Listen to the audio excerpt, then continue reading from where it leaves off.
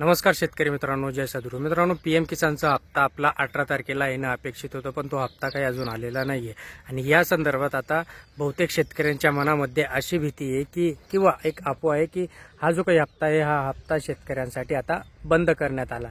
खरंच, कारण की अशी जी काही अफवा आहे ती साहजिकच हे खरं वाटू शकतं. कारण की हा जो काही हप्ता होता, हा हप्ता आपला जूनच्या एंडिंगलाच यायला पाहिजे होता, पण तो जूनमध्ये देखील आला नाही. जुलै आपला संपण्यात आला.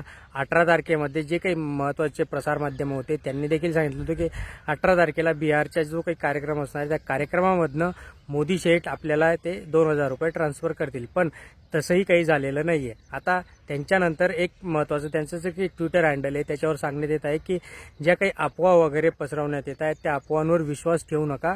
फक्त आणि फक्त जो काही हप्ता आहे तो हप्ता डिले होणार आहे एवढंच त्यांनी सांगितलं. पण डिले का होणार आहे किंवा त्यामागचं कारण काय, ते कारण त्यांनी अद्याप देखील स्पष्ट केलेलं नाहीये.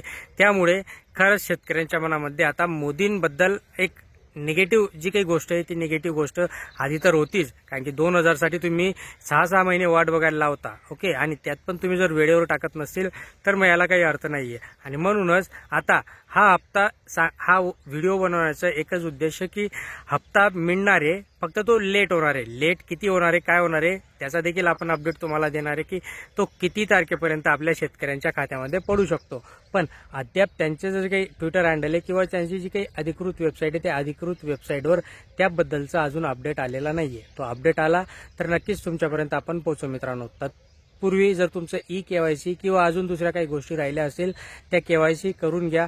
म्हणजे हप्ता आल्या आणि फार्मर आयडी पण देखील आहे, फार्मर आयडी देखील बनवून घ्या. म्हणजे हप्ता आला का तो तुमच्या खात्यामध्ये ट्रान्सफर होईल मित्रांनो. धन्यवाद.